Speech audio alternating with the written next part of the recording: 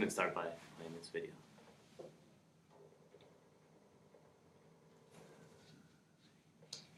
Turn the volume up on the box, And, if volume matters.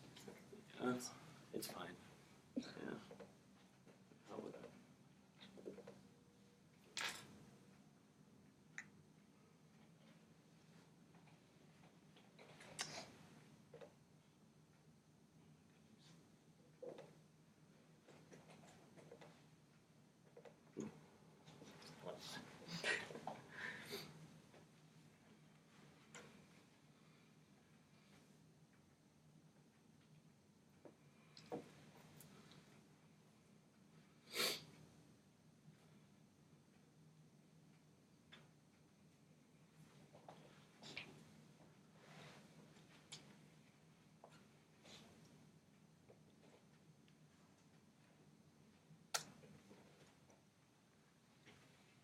So, if some of y'all were still confused about what was happening there, that was racism in soccer, and more specifically in European soccer. And this is a very unfortunate, very sad topic, but it's something that's real, and it's something that's happening now. So it's something that needs to be talked about. And for me, soccer has always been a huge part of my life. I've played it since I was really little, and I've always watched European soccer. I always loved watching it. So naturally, seeing something like this in the game really disappoints me, and I just don't want to see this level of hate within the game.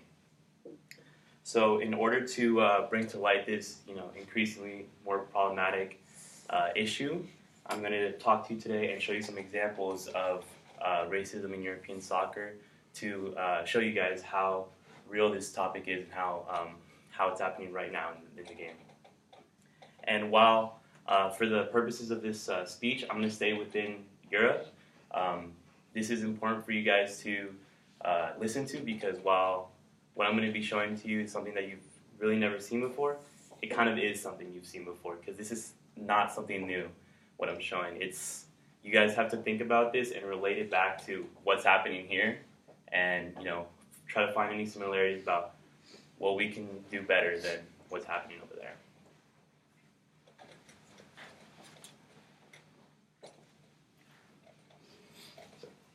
November 6, 2005, Samuel Eto'o versus the Real Zaragoza fans. So, on this day,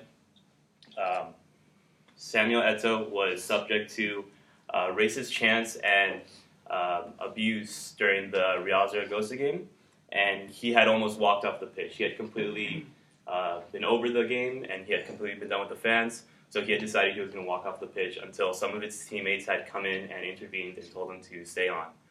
But this is still a very crazy thing to think that the fans had almost made him walk off the pitch because of all these chants. So, in a 2005 article, Racism, Anti-Racism in Spanish Football by Ramon Spage, he claims that during this game, many people tried blaming these people called ultras, which are these radical fans that have these crazy political views and are very racist overtly during the games. But what research found was that a majority of the fans were actually engaging in these chants against Samuel Eto'o. And this really shows how, this isn't some anomaly that, some small percentage of people are doing. A majority of the fans were doing this. So it's really important that we see that, this is something that people are doing, and it's something that we need to address now because it's not just some small percentage of people. It's a lot of people. It's important. And also, Jamie Cleland demonstrates in his 2014 article, The Existence of the Colorblind Ideology. They actually did research and interviewed a handful of people, 2,500 fans that were in a game, and they had reported that half of the people had experienced or witnessed some sort of racism within the stadium, and that's a crazy statistics to me because it just half of the people are experiencing or witnessing some form of racism. That really shows how real this issue is, and just shows, something needs to be done about it, and it's not okay.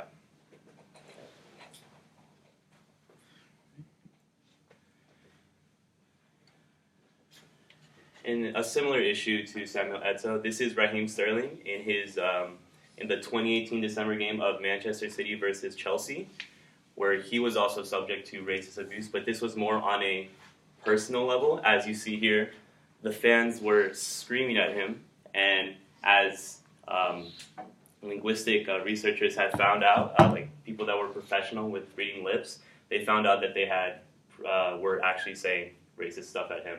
So in his 2019 article titled "Targeted by Racial Abuse, Assad Refuses to Take It," Roy Smith said that fans were screaming racial obscenities, and Raheem Sterling actually took it very close to heart because, as you know, players obviously experience fans yelling at them and booing at them. This was something personal to him, as when he got close to the pitch when he got close to the fans to pick up the ball, they were obviously screaming these horrific things at him. And in the 2019 CNN article titled "Raheem Sterling on Racist Abuse," Sterling, in a first-hand account, he says how he vividly remembers the hate and the anger in their voices, and how that hurt him deep inside about how like he really took that to heart, and it's just something that he should never have gone through. It's something that's really saddening to see to me, and it's really horrific to see in the game. It's something that shouldn't be happening.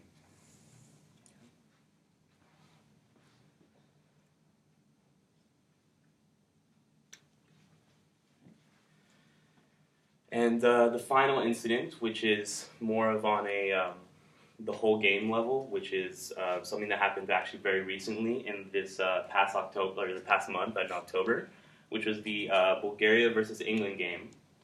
And these are the Bulgaria fans, and they were showing.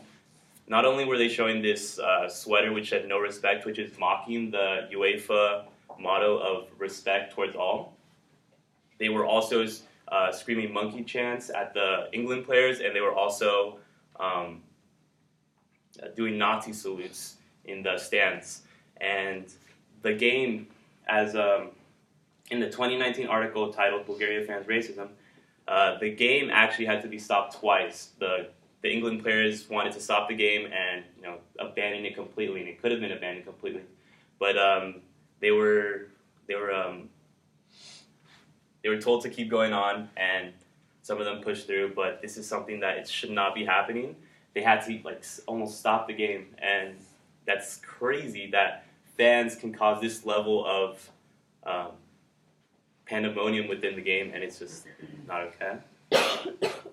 And something really interesting to me was that in the 2019 Business Insider article titled "Bulgarian Police Arrest 6 for After Racist Abuse," the author says that there were 6 people arrested, but the England players confirmed that it was not just 6 people. It was the majority of the stadium that was doing this, the majority of the Bulgaria fans.